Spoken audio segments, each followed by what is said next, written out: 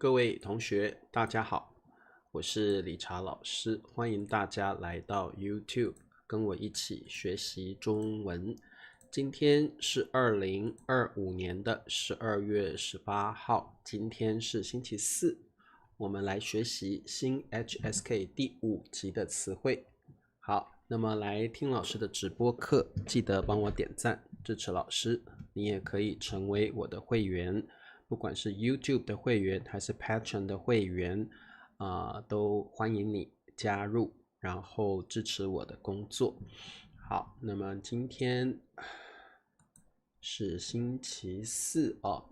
好，那么12月快要过了，对不对？时间真的过得很快哦。2025年剩下不到12天了所以这个希望大家把握时间哦。诶，我有，好，成功了。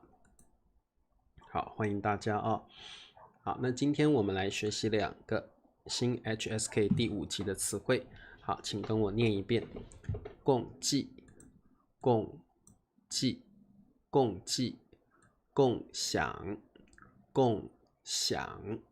好，共济跟共享这2个词汇，我们先来看一下共济。好，共济指的是把多个数量加在一起的总数。好，总数就是像 total number 叫总数，对不对？好，多个可能是多个物品，很多个人，很多个物品，甚至呢可以是钱，很多钱，很多钱的数量加在一起，那它的总数是多少呢？就是 in total 总数 total number。好，那么共计这个词汇先跟大家说一下，比较正式一点，通常用在比较正式的地方啊。好，它基本上可能你在新闻或者是在报纸会听到共计。好，平常说话也可以用也可以用，听起来稍微的正式一点。好，把多个数量加在一起的总数。好，那么我们来看一下我们的例句。这次参加活动的人数共计是200人。好，这次参加活动的人数，好，人数指的是人的总数，叫人数那共计就是全部加起来。参加活动的人全部加起来是200人。好，所以这个共计指的是把所有的人或物品，甚至是钱全部加起来的总数好，共计。那我们要怎么用呢？我们来看一下语法点。好，那么一般来讲我们可以用共计。其实在比较正式的场合，像新闻或报纸，你可能也常常看到总计，总就是全部的意思 in total。好，你可以说共计是多少，加个数字，再加上量词好，那总计是多少人，共计是多少元钱嘛所以这个量词有时候如果你已经很清楚量词是什么的时候，其实量词也可以省略如果你知道是什么东西的话，量词是可以省略的。那这个是跟为比较像英文的 is， 也可以不说，中文可以不说那不管是共计或总计，听起来是比较正式的表达比较正式的表达，而且是用在具体的人数、金额，就是钱金额或物品的数量。我这样说的原因是因为一般共计或总计，还有宋平说的一共，一般是不会用在抽象的东西，因为抽象的东西是没有办法计算的，所以我们就没有办法用共计或总计。举例，如果我说他的友情一共是他的友情共计是多少，没有办法用共计或总计，因为友情 friendship 是没有办法去计算的，所以不管是共计或总计，通常用在具体可以计算的东西上面好，宋平，等一下我会介绍一下一共。我们先做一下题目。政府今年的1亿共计9000万元如果你知道，你很清楚量词是什么，量词是可以不说的。好，预算 budget， 预算 budget， 预算。好，这题的答案是什么呢？好，5亿9千万，5亿是多少？5亿是5亿是100 million， 对不对？100 million， 用英文讲的话是100 million，500 million 。好，那如果是50亿就变成5 billion 所以这个中文的数字其实跟英文是非常不一样的啊。好，政府今年的答对了，预算共计5亿9千万元。好，这一题也可以写政府今年的预算 the budget this year， 今年的预算。好，共计是可以加上是共计是5亿9千万元，共计为也可以5亿9千万元也可以，所以这个是跟为可以加上去，也可以省略。政府今年的预算共计是5亿9千万元，答对了。政府今年的预算共计为5亿9千万元。好，这个用法请大家记得，常常你也会看到加上是或为，就像英文的 is 的感觉一样好，我们再看下一题。当然也可以用一共是，就像宋平问的一共怎么用，也是一样的意思。但是呢，如果你用一共是比较口语的表达，我们平常说话更常用一共是，这个是也可以省略。一般我们不说一共为会说一共是或一共就好了，一样后面加上数字跟量词好，一样用在具体的人或物品上，甚至是钱的金额也可以。好，3天2夜住宿费的2000元，一共是，好，这个是可以加上去，也可以省略。好，请问答案是什么？好，简单说，共计跟总共比较正式一点，一共比较口语一点。平常在说话的时候比较常用一共，甚至用共就可以了甚至我们连一都省略了好 OK， 好，答对了，3天2夜的住宿费。什么叫住宿费？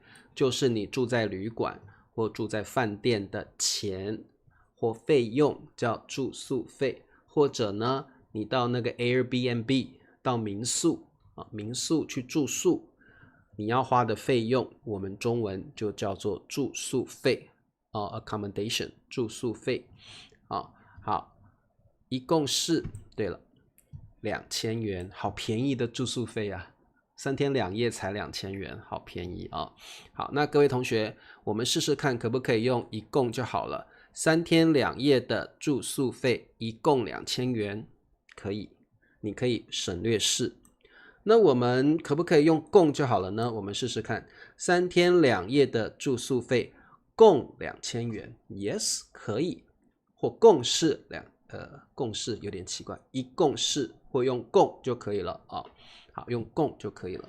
好，口语中不管你听到一共是，或者是一共，或者是共，都可以都可以。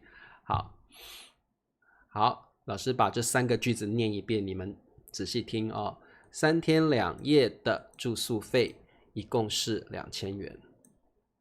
3天2夜的住宿费一共2000元。3天2夜的住宿费共2000元。好，这3个表达都可以好，欢迎白兰，欢迎好多同学刚刚忘了叫你们的名字，裴静、Halloween、林子还有 Alexander， 还有乔马 Henny 好，还有谁？蓝墨好，老师就不叫你们的名字了。伊利亚伊利亚说：“老师今天怎么那么帅？”真的吗？好，那你们常常去外面旅行的人可能就会用到这样的句子请问一下3天2夜的住宿费一共多少钱？请问一下，3天2夜的住宿费一共多少钱？请问一下，1天晚上的住宿费一共是多少钱？也可以这样问哦。好，我们往下看。广告时间，请帮老师点赞、订阅、开启小铃铛。每个月只要1杯咖啡钱就可以支持老师的工作。好，老师最近好像很久没有新的会员了。好，没关系，只要你们来参加老师的直播课啊，我就很开心了。好，佩霞也来了，欢迎佩霞。好，还有谁？慧君啊，欢迎慧君，还有这个春娇啊。好，接下来我们来看第2个词汇，叫共享。共享这个词汇其实不太常用哦，都用在一些特定的地方。你们应该听过共享单车，对不对？ Shared bike， 在你们住的城市里面可能有共享单车这样的东西。共享单车哦，那还有呢，我们可以说共享资源。有一些网络上的资源是共享资源，什么意思呢？就是我把这个资源分享出来之后，大家都可以下载，大家都可以用，这个就叫做共享资源。有一些网站上的图片、视频、照片，它不跟你收钱的，大家都可以下载来用，这个叫做共享资源。共享资源。那还有一个词汇叫共享经济。共享经济这个词汇呢，老师也不是很懂，不过我听过这样的词汇。共享经济指的应该就像是北约或者是东协组织这样的一些经济合作的组织比如说东南亚的东协组织呢，就会把很多东南亚的国家团结起来，这些国家的经济呢都可以共享，就是可能进出口会比较便宜这个叫共享经济共享经济。好，老师也不是很懂什么叫共享经济？共享跟分享当然就不一样，共享强调的是一起一起的，这个共就是多个人或多个国家或多个团体，所以这个共强调的是一起。分享可能你跟一个人分享而已所以分享跟共享，基本上共享比较是平均的，很多人的，很多方的一起使用或者是一起享有特别强调的是多方的、多人的多团体的、多组织的一起使用、一起享有某一些福利所以我觉得共享听起来呢是更加正式的词汇，分享当然就是 share， 对不对很常用。好白兰，谢谢白兰支持老师好，那老师建议你们平常说话的时候，除非你们要讲一个专门的词汇专有名词，我们才会用共享这个词汇。一般说话你们用分享就好了。老师这杯咖啡想要跟你们分享分享。好，那如果我说这杯咖啡我想跟大家共享，不是说不行，但是我觉得有点奇怪。如果是比较个人的好朋友之间的，我们就用分享就可以了。分享感觉比较私人、比较亲密的关系，你才会分享。那共享可能是更正式的一个团体，或者更正式的国家这种感觉所以共享会更加正式、更加官方的感觉。分享可以是更亲密的，可能是你跟你的好朋友、你跟你的家人可以分享，或跟你的伴侣分享好，我们可以说分享我等一下分享我的屏幕可以说分享一下我的屏幕我们不太会用共享屏幕，不太会这样说我分享一下我的屏幕，我分享一下我的画面好，分享，我觉得分享不会用在想法上，不会，应该都是物品分享一定都是物品比较多分享蛋糕、分享咖啡之类的。好，这块蛋糕我们可以共享，好，这里呢，其实用共享可以听起来比较正式，然后呢，这个感觉也蛮好的，共享、共同享受啊，因为我觉得这个享就是享受的意思。好，这块蛋糕我们可以分享，我觉得这里用分享也可以啊。这块蛋糕我们可以共享，诶，听起来也蛮不错的。好，那所以我觉得分享跟共享当然可以用在人之间啊，但是共享有更正式的用法啊。好，我把苹果跟不是用给哦，跟弟弟分享哦，跟这个词哦，我把苹果跟弟弟一起分享。好，其实我觉得共享就是一起分享的意思了哦，共享就是一起分享的意思哦。好，等一下我看一下。好，那老师在这里呢，要告诉各位一个可能在 HSK 6级会考的并句题。这个并句题就是一起分享，一起分享这样的表达呢，其实算是一个并句啊。但是在母语者很常这样说，我们常常说一起共享吧。可是如果在考试的话，考试会把它当作并句。所以如果你们在考 HSK 6级的时候特别注意，为什么一起共享是个并句呢？因为共就是一起的意思，所以你就变成意思重复了，有共又有一起，那它的意思重复了。所以如果你看到一起共享在那个难句的题目里面，不是难句，并句的题目里面的话，这个题目就是错的了。但是平常呢，你跟母语者说话的时候，其实常常听到我们会这样说话。所以这个就是考试的时候跟现实你跟人家聊天的时候是有很大的不同的好，所以共享就是一起分享的意思，一起分享。所以如果考并句题的话，看到一起共享，这就是错的咯这是错的，因为共就是一起的意思对，共就已经有一起的意思了，所以一起分享就是个并句就是个并句。好，这边呢就请你们特别注意一下，但是我们说话会这样说，没问题的。好，那么我们来看下一个词汇，共享单车 shared bike。不晓得在你们住的城市有没有共享单车呢？在老师住的城市是有的在台湾我们叫 U bike， 就是共享单车什么叫共享单车呢？共享单车就是每个住在这里的人都可以去骑，它不是谁的，就是属于共享单车是属于住在这个城市里面的市民都可以去用的，可以去使用的所以叫共享单车单车跟脚踏车是一样的，没错都是一样。脚踏车、自行车、单车都是一样的意思，就是 bicycle。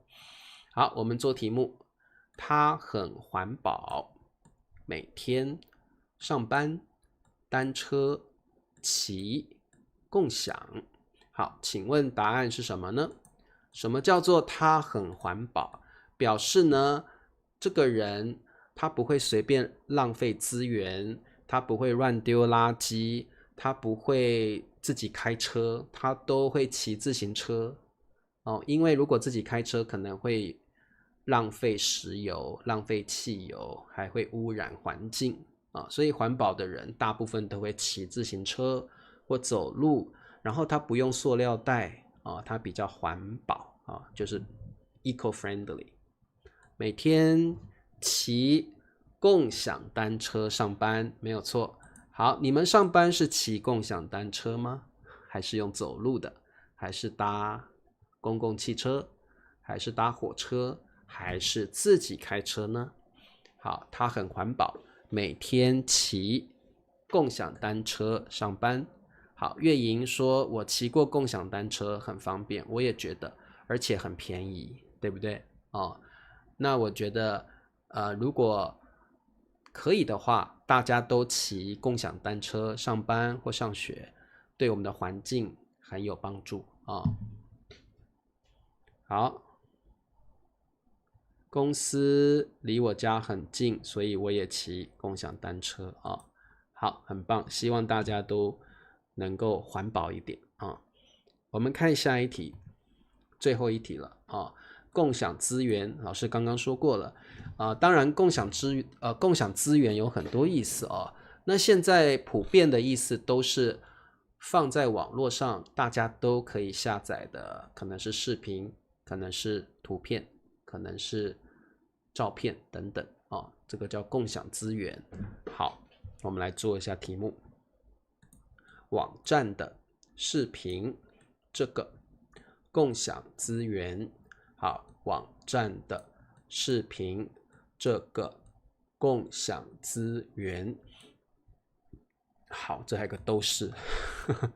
好，那这句话的意思就是这个网站上面的视频照片、图片，你可以下载下来，大家都可以用，这个叫共享资源啊。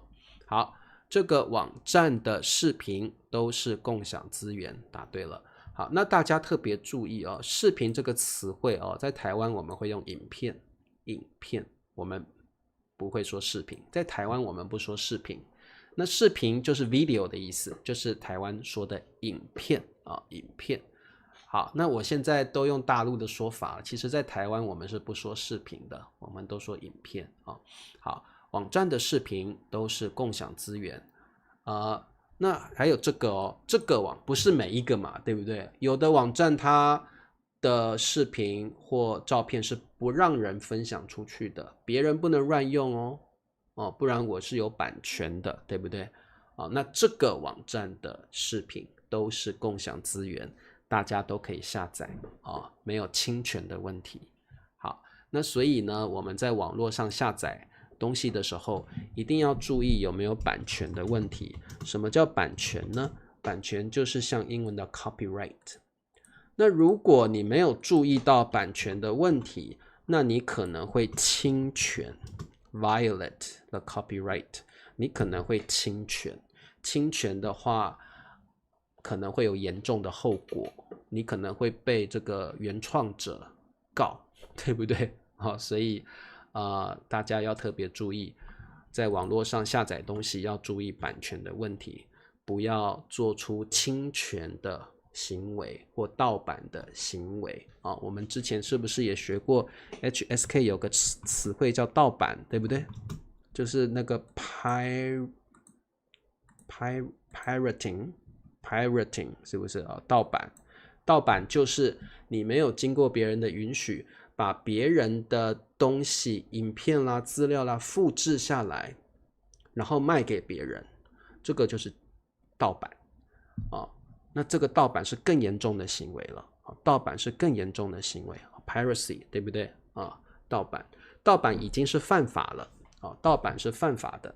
好，因为盗版等于是你把别人的东西复制下来之后卖给别人，那侵权可能是你自己使用，结果你用到别人的东西了，你没有经过人家的允许或同意，那么你就侵权了，侵权很有可能会被原创者告可以盗版软件可以盗版软件好，侵权行为好，所以这些词汇都请大家要注意我们在使用网络上的资源的时候要特别注意它是不是共享资源，它可能不是那你就不要随便乱用，免得会有侵权的行为对，理查老师的东西就没关系我的东西是共享资源。如果你们想要老师这个直播课的JPG 档啦或者是 Word 档啦，老师都会免费的提供给大家。所以呢，老师在 YouTube 上面的这些直播课的资源都是共享资源共享资源，你们不用担心会有侵权的问题。但是如果你把我的东西复制下来卖出去，那你就盗版了就有侵权问题了，因为你有商业行为你在用一些共享资源的时候要特别注意，你不可以再把这些东西 copy 下来再卖出去，那这个就是盗版了，而且这个也是严重的侵权行为，那可能会被告。比如说你把老师的直播课复制下来卖出去，那这个就涉及商业行为，是不可以的这样就侵权了，而且是盗版的啊。好，那么今天的课，请大家多多注意我们在网络上呢下载东西的时候，一定要特别注意一下它是不是共享资源，而且不要有侵权盗版的行为发生好，我们下礼拜见咯，大家早点休息，晚安，拜拜。